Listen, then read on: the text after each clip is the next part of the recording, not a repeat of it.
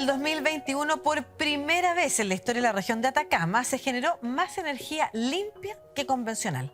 Alcanzó un 53%. Que ese desierto sea el lugar con la mayor radiación solar del planeta, necesaria para producir energías menos contaminantes, otorga a Chile una gran oportunidad de desfosilizar el sector eléctrico. Nuestro país cuenta con el poder del viento, del mar, del hidrógeno verde y minerales, elementos que aportan a los esfuerzos mundiales por mitigar los efectos del cambio climático. ¿Cuáles son los desafíos que enfrenta Chile actualmente en materia energética? ¿Y cómo avanzamos en esa necesaria transición, pero minimizando las externalidades negativas? Lo conversamos hoy en Hablemos de Chile. Chile no tiene petróleo, no tiene carbón, no tiene gas natural. Chile tiene agua, viento y sol. Y estas son las energías renovables que tenemos que usar para generar energía eléctrica. El agua es nuestro petróleo. El carbón es una alternativa muy atractiva, segura, de buen precio, y la hidroelectricidad también. Pero de ninguna manera son tan comerciales como para aportar una parte importante de la matriz. ¿Contaminan? Sí. ¿Son necesarias? También es cierto. Pero Coronel no es el patio trasero para tener mañana 4 generadoras de energía de carbón, porque nosotros no tenemos por qué pagar el costo de la necesidad que tiene el país energético. Esto es la demostración patente de la riqueza que tiene Chile en energías renovables. Y con eso Chile marca un liderazgo a nivel latinoamericano y yo diría que incluso mundial.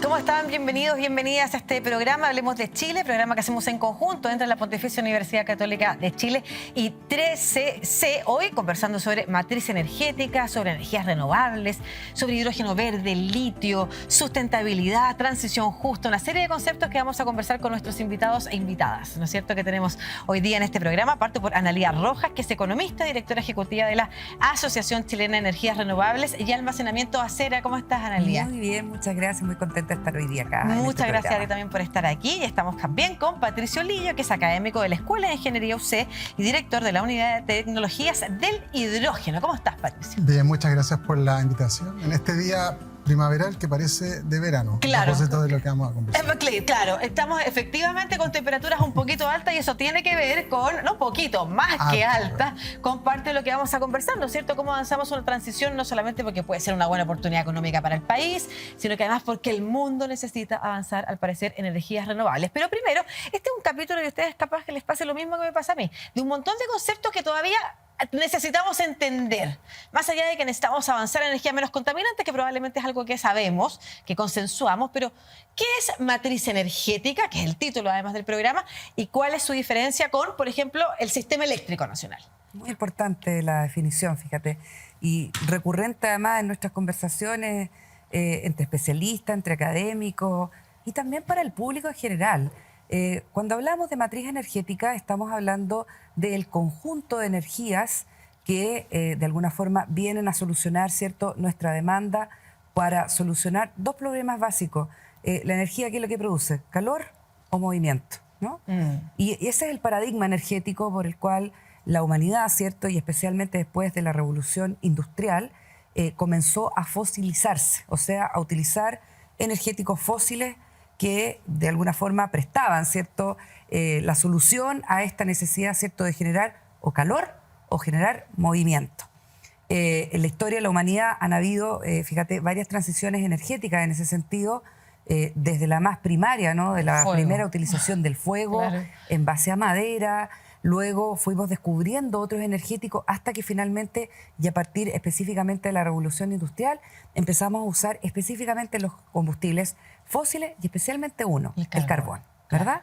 Entonces, eso da cuenta de una serie de usos en nuestra matriz energética que nos sirve para el transporte, la industria, para la calefacción y también para la generación de el punto, ¿cierto?, más importante del punto de vista además de las emisiones, que es hoy día la generación eléctrica, ¿no? De dónde entonces nosotros generamos las distintas necesidades que satisfacen la electricidad es también a partir de varias fuentes distintas de energía, y una de esas, o la más hoy día importante, ¿cierto?, dentro de la problemática de emisiones, son las energías fósiles. Entonces, la diferencia entre canasta energética para distintos tipos de usos de consumos energéticos, ¿cierto?, y en uno de ellos las necesidades de la matriz eléctrica, que es para generar electricidad. Perfecto. La canasta energética, entonces, es aquella a la que contribuyen distintos combustibles, materiales, tecnología, carbón, fuentes. energías renovables. Sí. ¿Cuáles son las que se usan en Chile, Patricio? Primero, Sí. un pequeño antecedente como contexto general, complementando lo que dice Analía, y es que necesitamos energía. Al parecer, todavía como civilización, no hemos sido capaces de desligarnos del consumo de energía para alcanzar estándares de desarrollo. Entonces, si miramos la historia del ser humano, vamos a ver que en la medida en que va desarrollando tecnología que le permite hacerse de esos recursos energéticos, su estándar de vida, su calidad de vida ha mejorado. Parte de la discusión de hoy día también tiene que ver con hasta qué punto podemos llegar sin alterar profundamente, quizás irreversiblemente, nuestro entorno. Claro. Entonces eso es lo primero. Lo que quiero señalar con O eso sea, es el que- equilibrio, perdón, entre el desarrollo Exacto, eso, y el cuidado del entorno. esa es parte fundamental de la discusión Sí. de por qué estamos hoy día también hablando de este tema, porque Súper lo que está en importante. juego también tiene que ver con los estándares, la calidad de vida a la que hemos alcanzado o con la que nos hemos acostumbrado. Entonces, parte de la discusión también tiene que ver con el sentido último de utilizar esos recursos tecnológicos, de utilizar esos recursos energéticos para vivir, digamos, nuestra vida Y estamos hablando contemporánea. de incluso cosas como encender la calefacción, encender el aire acondicionado, incluso la cantidad de plástico. Este es otro tema también que hemos tratado acá, pero esas cosas que nos parecían cómodas y que hoy Exacto. entran en tensión con nuestra habitabilidad. Exacto. Entonces, quiero hacer el énfasis que hemos alcanzado un punto de consumo de energía nunca antes visto. Nos vamos a detener en las emisiones de gas de efecto invernadero, pero eso está asociado a los niveles de consumo de energía que hemos alcanzado. Claro. Un ejemplo un poco freak, con lo que hoy día la energía que se necesita para hacer esta camisa, alguien en el medioevo podía sobrevivir un mes. Entonces, nuestros consumos de energía son abismales y eso requiere cambios profundos. Entonces, eso por un lado. Perfecto. Como para terminar lo que tú decías respecto a cómo lo hacemos en Chile, también hacer el punto y el énfasis que el consumo, usualmente pensamos en energía como energía eléctrica, Claro. pero no nos olvidemos que el otro 45% de la torta es diésel, que es el nuevo rey energético. El diésel es muy práctico, es muy bueno. Puedo meter mucha energía en poco volumen, es fácil de manipular, lo puedo usar a temperatura y presión atmosférica. Entonces es un muy buen combustible que es muy difícil de destronar. Entonces, pensando en Chile y en la discusión que vamos a tener, no hay que olvidar que por un lado está la canasta energética eléctrica y por otro lado está el consumo asociado a combustibles fósiles, a diésel. Y Perfecto. de otros sectores, además. Jesús, quería preguntarle, en Chile, ¿qué energías son las que se ocupan y cuáles tenemos a nuestra disposición también a la hora de pensar en transición?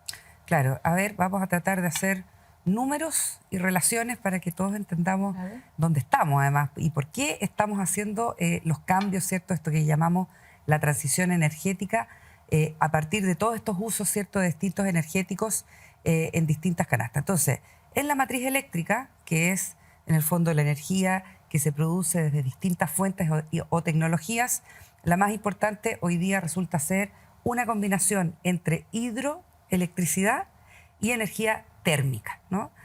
Las energías renovables hoy día también están presentes en la matriz eléctrica, son aproximadamente 1/3 de esto que nosotros llamamos la capacidad instalada, o sea, de cuánto es la capacidad que tiene eléctricamente una matriz de generar electricidad.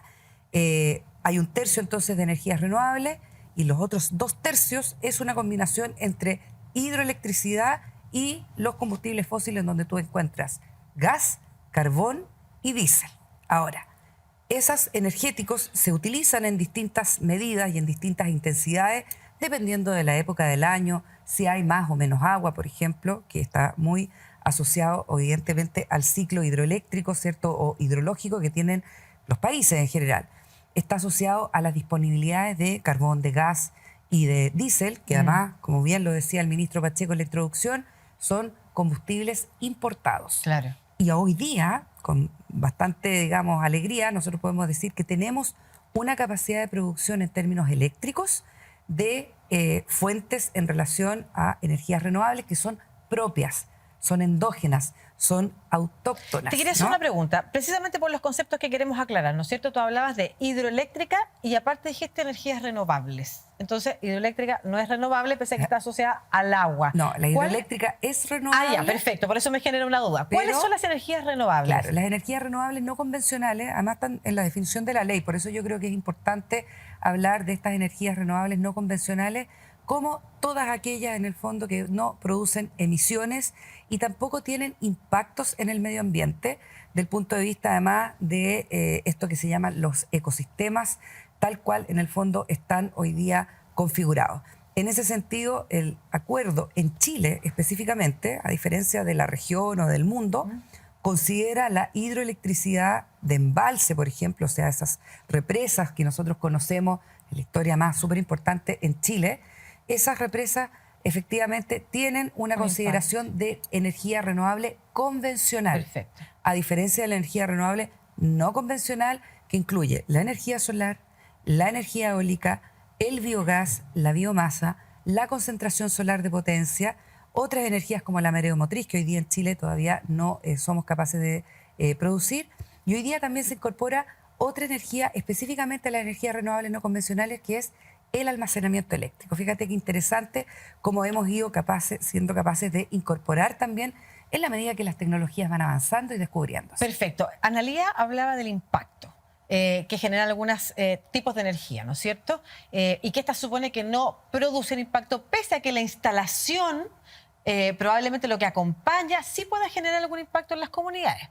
¿Por qué lo pregunto? Porque así como tú señalas, tenemos que bajar nuestra demanda de consumo quizás, y pienso en Europa, que en estos momentos, porque escasez de combustibles, tienen normas respecto de cuánto calefaccionarse, hasta qué temperatura pueden llegar las calefacciones, 19 grados, y hay toda una pugna política por eso y quejas de algunos ciudadanos, pero es así. Por otro lado, hay impactos que se producen en las comunidades cuando, por ejemplo, se quiere instalar un parque eólico u otros. ¿A qué se refiere transición justa y cuánto de eso tiene que ver también con la conversación y el equilibrio que hay que lograr entre avanzar en energía renovable, convencional, no convencional, por ejemplo, pero que al mismo tiempo significa pagar algunos costos? Parte de la verdad es que la definición de transición justa no es única, tiene distintas miradas según la aproximación, desde donde uno participa, la historia personal, etc. Entonces, yo voy a dar mi interpretación de parte de lo que tiene que ver para mí la transición justa hoy día. Primero, parte de la transición justa tiene que ver primero con la capacidad de definir y dialogar de manera conjunta, legítima, cuáles son las tecnologías o la forma en que vamos a abordar el problema de fondo, en la esencia, que es: ¿vamos a consumir más energía para seguir viviendo la vida que estamos viviendo? Creo que para mí eso es una pregunta fundamental. También contarte que es muy difícil, la historia ha mostrado que es muy difícil que las sociedades bajen sus consumos de energía una vez que alcanzan cierto nivel de estándar de vida.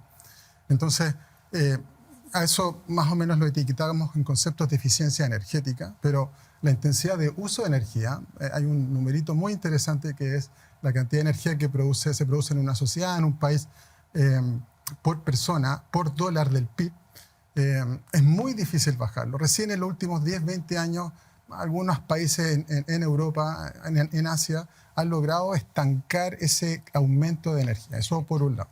Porque viene lo segundo, dado que vamos a seguir creciendo, aumenta la densidad poblacional, alcanzamos 8.000 millones de personas hace un par de semanas. Mencionado en el discurso de Antonio Guterres en la COP27. Exacto. ¿De dónde proviene esa energía? Y lo primero que digo a propósito de las discusiones que me ha tocado vivir, a propósito del hidrógeno, del que ya vamos a hablar, ninguna tecnología en particular, especial, nada va a salir de un sombrero mágico. Claro. Todas tienen no impacto. va a generar ningún impacto. Está súper claro. En realidad no sé si está tan claro. Lo que quiero traer a colación es que la discusión hoy día, a propósito de transición justa, es qué tipo de impacto o cómo desplegamos la tecnología en el territorio a fin de lograr la legitimidad que se merece para avanzar en esa dirección que tiene que ver con el desarrollo. También desarrollo entendido de distintas maneras.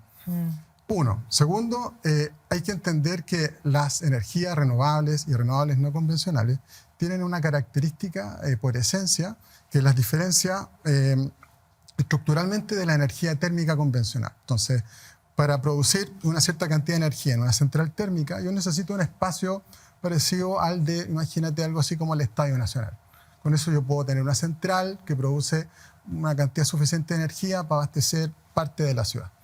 Las energías renovables no convencionales, viento, sol, agua, requieren muchas veces más espacio para producir la misma cantidad de energía. Entonces, si bien por un lado no son emisoras directas de gas efecto invernadero, por otro lado requieren una intensidad de uso de suelo que es 10, 20 o hasta 50 veces mayor que una central térmica. Claro. Entonces, parte de la discusión de la transición justa tiene que ver con tener los antecedentes, la discusión y la claridad de que esa transición implica dejar algunas condiciones estructurales, ventajas y desventajas, para optar por otras. Y yo creo que Claro. parte fundamental de la discusión asociada a transición, después podemos hablar de valor, de impuestos, de discusión territorial, pero tiene que ver con entender los pros y los contras de las distintas tecnologías. Súper interesante lo que nos han dicho y súper claro también, pero vamos a ahondar un poquito más en esa conversación sobre cómo avanzamos en este camino de transición y también cómo conocemos más algunos conceptos que se han puesto aquí sobre la mesa, como por ejemplo el hidrógeno verde, que es el litio también. Todo eso en el próximo bloque, al que vamos a volver después de una pausa, pero antes quiero invitarles a escuchar al ministro de Energía, Diego Pardo, que nos conversa sobre la Política Energética Nacional 2050.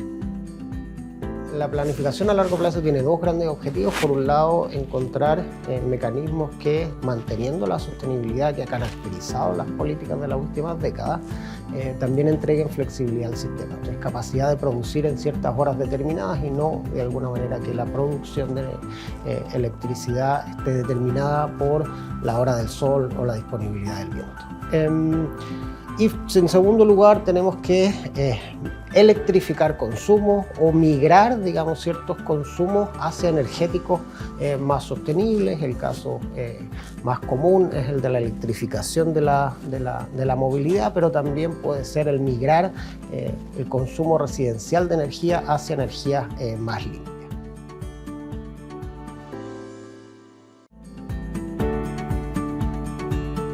Ya estamos de regreso en este capítulo de Hablemos de Chile, en el que estamos conversando de matriz energética, de transición justa, de energías renovables, de sustentabilidad, con nuestros invitados, Patricio Lillo, académico de la Escuela de Ingeniería Universidad Católica y director de la Unidad de Tecnologías del Hidrógeno, y con Ana Lía Rojas también, que es economista, también estudiaste en la Católica. Así es, mi alma mater. Y eres directora ejecutiva de la Asociación Chilena de Energías Renovables y Almacenamiento, ACERA. Veníamos hablando de algunos conceptos que también vamos a abordar en el resto del programa, pero quiero que avancemos hoy día sobre hidrógeno verde, que está tan puesto sobre la mesa, se conversa, pero ¿qué es el hidrógeno verde y cómo se inserta en esta conversación? El hidrógeno verde lo aprendimos en las tablas periódicas de química. Arriba a la izquierda hay un elemento, el más ¿Usted lo aprendió? chiquitito. No sé. Yo lo aprendí. Puede ser que Me costó, muchos pero no. lo aprendí. Es un elemento, el más, entre comillas, sencillo del universo, el más abundante, y tiene una particularidad, y es que posee mucha energía, como, eventualmente como un combustible. Intuitivamente la gente puede creer e intuir que es un combustible que prende, que igniciona, que se puede generar una combustión, pero aquí viene la gracia, y es que también el hidrógeno puede ser utilizado para producir energía eléctrica. Si yo lo meto en una cajita mágica, que se llama celda de combustible, yo puedo tomar hidrógeno, tomar oxígeno atmosférico, y dentro de esta caja mágica producir energía eléctrica. Eso es uno de los grandes usos y por qué el mundo también en parte está mirando el hidrógeno como parte complementaria de la electromovilidad. Perfecto, pero perdón, cuando dices, Patricio, que no se enciende, que no combustiona de esa forma, es porque es ahí entonces que está el que es menos contaminante.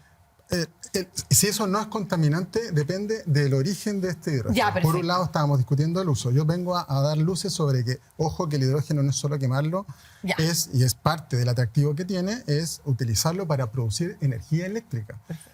Si eso no contaminante va a depender de cómo se produce. Hay muchas formas de hacer hidrógeno, pero ¿por qué hoy día en Chile estamos hablando de hidrógeno verde? Es porque hay una forma en particular. Y es que yo puedo tomar el agua y aplicarle mucha energía y romper los enlaces de esa molécula. En general, en la naturaleza las cosas funcionan así. Si yo tomo algo y le pongo mucha energía, se rompe. En el caso del agua pasa lo mismo. Yo puedo aplicar mucha energía eléctrica al agua y puedo romper la molécula de H2O. Entonces, por un lado tengo oxígeno y por otro lado tengo hidrógeno. Y si la fuente de energía eléctrica que produce ese hidrógeno, que después yo puedo utilizar en un vehículo para moverlo con un motor eléctrico, es una fuente de energía Limpia. renovable limpia. Ese Como el hidrógeno agua. tiene un ciclo como molécula que se considera no emisor de gases de efecto invernadero y ese es el que llamamos hidrógeno verde. Perfecto. ¿Y cuáles son las condiciones que tiene Chile para esa producción? Importantísimo, fíjate, a propósito de la importancia que hoy día tiene en la discusión pública el hidrógeno verde, que es un vector de energía, ¿no? Un vector que es capaz de transportar, almacenar y también producir energía. Hoy día la razón fundamental por la cual estamos en esta conversación es nuestra dotación de energías renovables.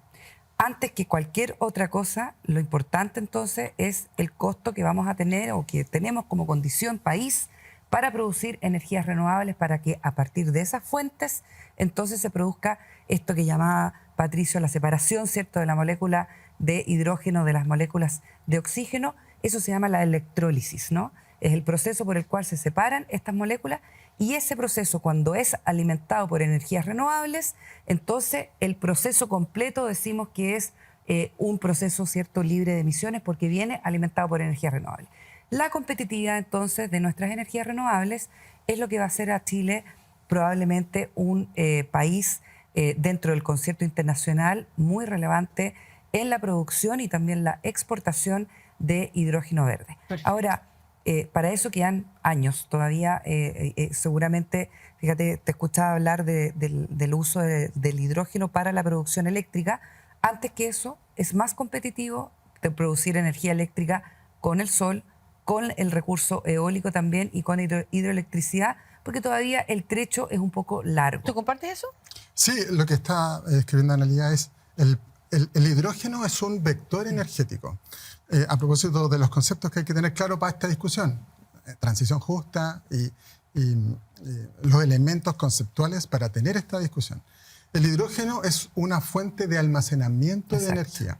Una sociedad no puede sobrevivir únicamente con hidrógeno porque necesita un energético primario en la base que se utilice para producir hidrógeno. Entonces, en ese sentido, es más parecido a lo que podría ser el diésel, por ejemplo, o al rol que juegan las baterías, que almacenan energía, por ejemplo, producida radiación electromagnética del sol. Entonces, el rol del hidrógeno es un nicho y es particular. Es a propósito del comportamiento intermitente de la energía renovable no convencional, solar, eólica, tomar parte de esos excedentes o permitir aumentar los factores de planta, la capacidad de uso de estas instalaciones, tomar estos excedentes energéticos y producir con eso este combustible. Perfecto. ¿Y el litio? ¿Qué rol juega el litio? Es un mineral, pero ¿qué rol juega en esta conversación, Analía? Bueno, el litio como uno de los minerales importantes, ¿cierto?, para la transición energética y además con una dotación importante dentro, de nuevo, de los recursos naturales que tiene Chile para no solamente hacer transición energética, sino para el bienestar y el desarrollo, ¿cierto?, del país. Resulta ser fundamental como uno de los elementos claves para la producción de algo que llamamos almacenamiento, el almacenamiento eléctrico, que es, fíjate, la capacidad de trasladar la producción de energía que se hace en un momento del tiempo para que sea consumida en otro momento del tiempo. En ese sentido, el almacenamiento eléctrico crucial dentro de las identificaciones de las tecnologías que nos van a permitir reducir emisiones. Esa es la discusión de fondo. Aquí nosotros, el hidrógeno, las energías renovables, el litio, el aluminio, el silicio, el cobre, todo ese conjunto de elementos van a ser parte de este propósito global, ¿cierto?, Claro. que se llama la reducción de emisiones para evitar el calentamiento global, ¿cierto? Un tema que es crítico. el punto de fondo Es de la un tema discusión. crítico hoy día en la discusión, lo introdujo ya Patricio cuando hablaba de los calores, las temperaturas que estamos alcanzando. Efectivamente, es una oportunidad también de Chile de aportar al mundo, pero también es una oportunidad para el desarrollo de este país, ¿no es cierto? Avanzar en estas tecnologías, en estos minerales, en estas energías, el desarrollo que es nuevo, incluso para el planeta, ¿no es cierto? Y ahí yo quisiera saber, y esta pregunta la voy a dejar planteada para los próximos bloques, ¿cuál es el rol que los distintos actores van a tomar? El mundo público, el conocimiento que se genera en Chile y el mundo privado. A propósito de eso, quiero introducir a Claudio Siva, que es el presidente de las generadoras de Chile, para ver este testimonio sobre efectivamente el rol que pretenden jugar en esta conversación. Chile este año, luego de una tramitación que se inició en el gobierno anterior, promulgó la Ley Marco de Cambio Climático, que fija como meta país la carbono neutralidad, que es aquella meta que tenemos que alcanzar para intentar contener el cambio climático y el aumento de temperatura. Y eso implica que aquellas industrias, como por ejemplo nosotros como industria de generación, hace algunos años hicimos un acuerdo, que concurrimos voluntariamente, pero una vez hecho un acuerdo que nos compromete a cerrar el carbón en Chile.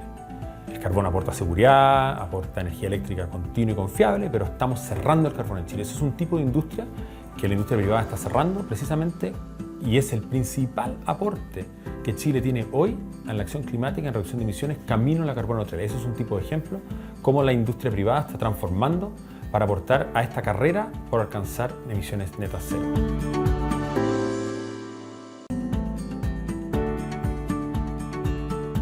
Estamos de vuelta aquí en Hablemos de Chile, programa que hacemos entre la Pontificia Universidad Católica de Chile y 3CC. Hoy tenemos de invitados a Patricio Lillo, a Analía Rojas, y tomamos contacto de inmediato a través de videollamada con María José López, que es la directora de Asuntos Corporativos del Grupo Cerro, compañía que ha instalado en el desierto de Atacama la primera planta termosolar de Latinoamérica. ¿Cómo estás, María José? Muy bien, Lucía, muchas gracias por la invitación. Bueno, y a simple presentación nos habla de lo innovador que es esto, ¿no es cierto? Y la oportunidad que significa también para el país. Cuéntanos de, primero, ya que estamos hablando de conceptos que son importantes de entender, ¿qué es termosolar?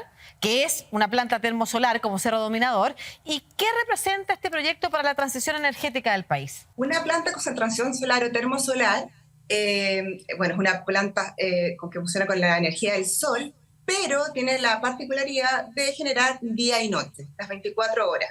Esto lo hace como con un sistema de sales fundidas, que en realidad funciona como, si lo pudiéramos decir, una especie de batería gigante que permite que se pueda generar durante la noche. Es una planta que tiene un sistema innovador de almacenamiento térmico compuesto por estas sales fundidas. Perfecto. ¿Y qué representa este proyecto, como te preguntaba, para la transición energética de Chile? Yo creo que es fundamental este y otros proyectos que son energías renovables 2.0, las energías renovables que tienen almacenamiento, porque ya tuvimos una primera etapa muy exitosa que fue la penetración de energías renovables que conocemos como la fotovoltaica, la eólica, etcétera, y ahora viene este nuevo impulso que son energías que tengan este almacenamiento y que permiten realmente desplazar al carbón del sistema. En el fondo, cuando queremos descarbonizar, lo que queremos hacer es tener un compromiso con la carbono neutralidad, y por eso este tipo de energía que pueden realmente reemplazar a todo horario son tan relevantes para esta transición. Perfecto, María José. Y finalmente, ¿cuáles son los desafíos que enfrentan este tipo de proyectos para poder implementarse? Creo que el desconocimiento es los primeros siempre un gran desafío, porque, bueno, tienes que evangelizar mucho.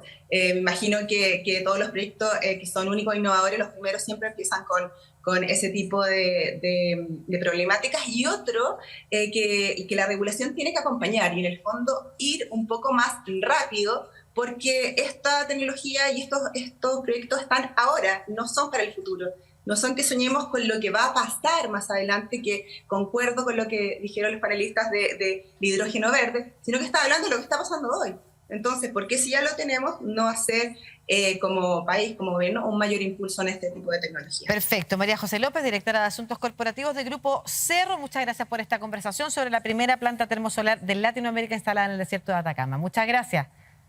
Muchas gracias a usted, encantada. Patricio, a propósito de lo que decía María José, nos sirve para hablar de los roles, ¿no es cierto? ¿Qué rol juega cada uno de los actores que puede estar involucrado en esto? Por ejemplo, el conocimiento científico que viene desde la investigación académica. Por ejemplo, el mundo público, ella hablaba de las regulaciones. Por ejemplo, la inversión privada. A mí me gusta ver esto, y usualmente las discusiones nacen en este tono, de que esta oportunidad es un desafío y es un problema o una oportunidad que es más grande que cualquier cosa que nosotros por sí solos pudiésemos resolver. A propósito de tu ejemplo sobre la Internet. Claro, que lo estábamos conversando delante en comerciales. En este sentido, esto es bastante parecido. Cada uno de nosotros actuando por separado no va a poder resolver y enfrentar este problema por sí solo. Permítanme la metáfora futbolística. Adelante, frente a nosotros está el diésel.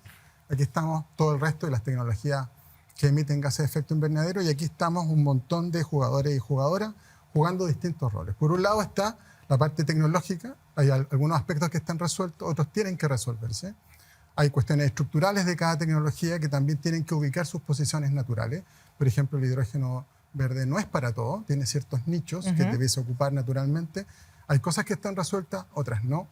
Por otro lado están las relaciones comerciales, cuestiones contractuales, si quieres, administrativas incluso, que hay que resolver, que también está en desarrollo en Chile y en el mundo. Por otro lado está el rol del Estado, del gobierno, desde el punto de vista más prosaico, que es el regulatorio, pero también de cómo va coordinando y logrando que todos nosotros podamos jugar y mostrar nuestro mejor juego frente a este rival. Esto aplica tanto para el hidrógeno verde como para cualquier otra tecnología. Pero hay dos características que tienen que estar presentes para que este partido funcione. Tiene que haber algo que nos mueva, que no haga que todos subamos, bajemos, vayamos a buscar esa pelota. Y es que, primero, tiene que haber un convencimiento de que somos posibles de hacer. Y cuando digo esto no me refiero a la trivialidad de nosotros como entes naturales, privados, convencernos. Nosotros como sociedad estamos convencidos como país, como Chile, de que somos capaces de enfrentar este desafío, y ahí el capital humano, la formación del capital humano juega un rol fundamental. En este plano lo podemos ver aplicado, pero es una cuestión transversal del país.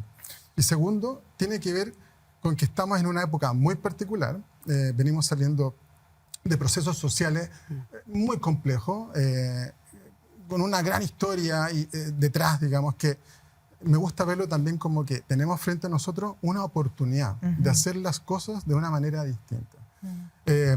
Tomando lo mejor de lo que se ha hecho en otros roles y aplicar eso buscando esa legitimidad en el despliegue territorial. Y tanto para las energías renovables convencionales, no convencionales y el hidrógeno, ese tiene que ser un sentido que nos mueva en la instalación de estas tecnologías. Ahora, tenemos un aspecto positivo, Analía, y se menciona desde distintos mundos de que, como pocas, esta parece ser una política de Estado en la que distintos actores están confluyendo efectivamente en la posibilidad que significa esto para Chile.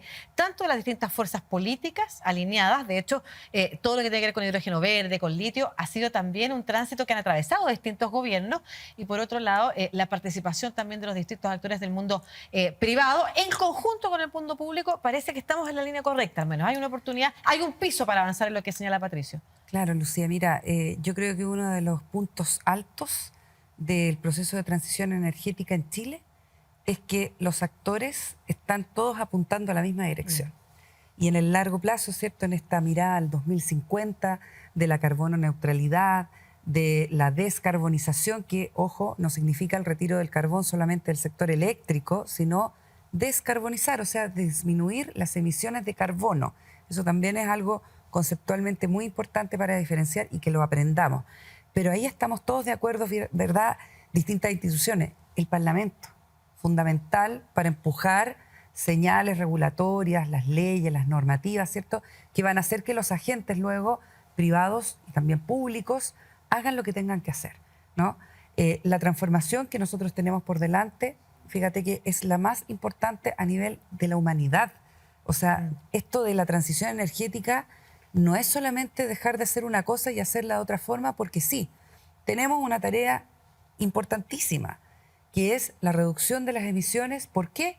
Para evitar el sobrecalentamiento del planeta Tierra en este límite, que también fue un acuerdo público-privado, ¿cierto?, si uno lo quiere mirar así, de esto que llamamos las conferencias de las partes o las COP. Claro. ¿No? El Acuerdo de París allá en el 2015 dijo, mira, si el planeta se recalienta entre 1,5 y 2 grados, vamos a estar en problemas. Los ecosistemas van a cambiar para siempre. Se va a perder la biodiversidad de la vida tal cual la conocemos hoy día. Por eso es lo que estamos haciendo. Y lo bueno es que además esa conversación ha dejado de ser solamente tema de los ambientalistas, estamos hablando de la economía, los ministros de finanzas, y no solamente los técnicos. Claro, también. Aquí estamos todos, mira, este programa, por ejemplo. Me tengo que ir a la pausa. Este programa es fundamental porque estamos conversando de algo que no está Analía, siempre dejarte la oportunidad de que nos vayamos a la pausa para que al final construyas esa reflexión, que es súper importante la construcción de esta conversación. ¿Por qué estamos conversando de esto? Y algo que nos queda pendiente, ¿cómo avanzamos hacia ese 2050? Paliando las ventajas, las desventajas, lo que decíamos, las externalidades en ese marco de la transición justa. No se mueva de las pantallas de 360. Ya estamos estamos de vuelta aquí en el último bloque de Hablemos de Chile, programa que hacemos de la mano de la Pontificia Universidad Católica de Chile y de 3CC. Hoy hablando de matriz energética, energías renovables, transición justa, con Patricio Lillo, académico de la Escuela de Ingeniería UC, director de la Unidad de Tecnologías del Hidrógeno, y también con Analía Rojas, que es economista y es directora ejecutiva de la Asociación Chilena de Energías Renovables y Almacenamiento ACERA. Y contigo vamos a avanzar, Analía, en esta última reflexión, porque señalabas que la conversación ya no está ni en los medioambientalistas ni en los técnicos. Hoy es necesario abordarla porque hay oportunidades, pero también hay cierto pesimismo. Claro, hay preocupación en el mundo en general, diría yo, a partir del diálogo que se ha tenido además en varios años, esto de cómo hacemos para reducir las emisiones de los gases de efecto invernadero, que son los que están causando el efecto invernadero, valga la redundancia, pero que en el fondo hace que el planeta se esté sobrecalentando. Y ese es el mayor de los riesgos de la humanidad, de la historia del planeta. O sea, ¿y los cambios están siendo más lentos que la urgencia que requiere? Fíjate que si uno analiza los compromisos que hemos hoy día adoptado como países individualmente frente a los acuerdos de París, ¿no? Al compromiso de París, y en cada COP, ¿no? En esta conferencia de las partes, el conjunto de compromisos sumados en el total no alcanzan a cubrir ni siquiera el 15% de las reducciones de emisiones que tenemos que hacer al 2050. Entonces estamos lejos de poder hacer en el fondo, en este tiempo, ¿cierto?, que dio la ciencia además, para en el fondo decir, mira, este es el momento en donde tenemos que hacer hoy día. Entonces, hoy día lo que hagamos en esta década, además, especialmente Lucía, va a ser crucial para determinar cómo nosotros enfrentamos entonces nuestra calidad de vida. A propósito que Patricio inició el programa diciendo esto tiene que ver con nuestra calidad de vida. Esto también es importante para nuestra calidad de vida, es lo más importante. Ese equilibrio, efectivamente, y cómo podemos avanzar más rápido, y para eso la conversación que sostenemos y cómo la comunidad empuja esos cambios, por ejemplo, regulatorios u otros que son relevantes, al menos en nuestro país contribuyen. Y desde ese punto de vista, la conversación sobre las externalidades, sobre lo que hay que poner sobre la mesa, ¿no es cierto?, qué es lo positivo, qué es lo negativo, también es fundamental. Hablamos de transición 2050, pero los próximos periodos, ¿cuáles son los desafíos de una transición justa? Desafíos un montón, y como contexto, dos cosas. Uno, usualmente aparece el punto de transición justa, Chile, ¿qué rol tomar? Sí, me ha tocado conocer esa sensación de oportunidad como polo de desarrollo, el hidrógeno verde, por ejemplo, la energía solar y eólica, pero no tenemos que olvidar del sentido último de esto, que es la descarbonización. Y por otro lado aparece siempre la discusión, somos el 0,24% de la población, el 0,23% de las emisiones. Entonces, de verdad vamos a marcar una diferencia, y solo un punto de perspectiva es que la verdad es que esos son los promedios, pero si cada uno de nosotros hiciéramos nuestra propia huella de carbón, los indicadores son bastante altos. De hecho, somos probablemente el país más carbonizado por habitante por dólar de PIB de Latinoamérica. Si no somos el más carbonizado, somos el segundo. Entonces, tenemos una responsabilidad sobre eso. Lo segundo tiene que ver con el contexto. Los recursos energéticos en Chile son enormes, son fastuosos. Tenemos la mayor radiación solar del planeta, tenemos recursos eólicos insondables en el sur de Chile, tenemos una capacidad geotérmica no explotada, probablemente la más grande del mundo. El desafío es transformar eso en reservas, en valor que contribuye tanto a la descarbonización como al desarrollo.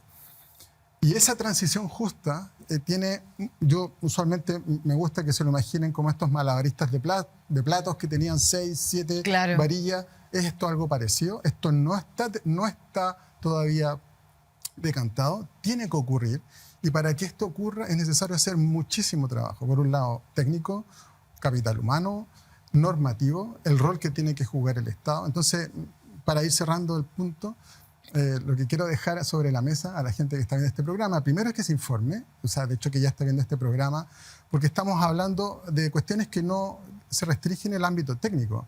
El problema es tan grande y el desafío tan hermoso que tiene que ver también con cómo nos entendemos y nos relacionamos. Políticas públicas, finalmente. Entonces, un ciudadano, una ciudadana instruida no hace más que sumar y agregarle valor a la discusión. Y el problema que tenemos y el desafío no está resuelto. Todavía tenemos mucho trabajo por hacer, Y eso es, siento yo que es fundamental recalcarlo. No estamos en una discusión de, por ejemplo, del punto de vista del Polo de Desarrollo, de cómo nos repartimos esta torta todavía. Claro. Tienen que ocurrir las condiciones habilitantes para que esto termine de madurar. Y ese es el proceso, en alguna de las tecnologías, siento yo, en la que todavía estamos. Y ahí es fundamental la conversación entre el mundo público, mundo privado, la academia y la sociedad civil, porque como tú señalabas, no va a haber algo que no genere ningún impacto. Lo importante es saber qué impacto genera de esta forma y qué impacto se puede generar de esta otra y cuál es el mejor de los caminos, y al parecer es el que hemos sostenido aquí en esta conversación. Les agradezco a ambos por su participación en Hablemos de Chile, y como siempre a ustedes también que nos acompañan en cada capítulo, cada semana aquí por las pantallas de 3CC. Nos encontramos la próxima semana en el último capítulo de nuestro primer año de estreno de Hablemos de Chile, así que no se lo pierdan. Y por supuesto, la invitación a entrar a 3CC, y ahí en Hablemos de Chile se encuentra también con los capítulos anteriores para revisarlos. Muchas gracias a ambos. Chao.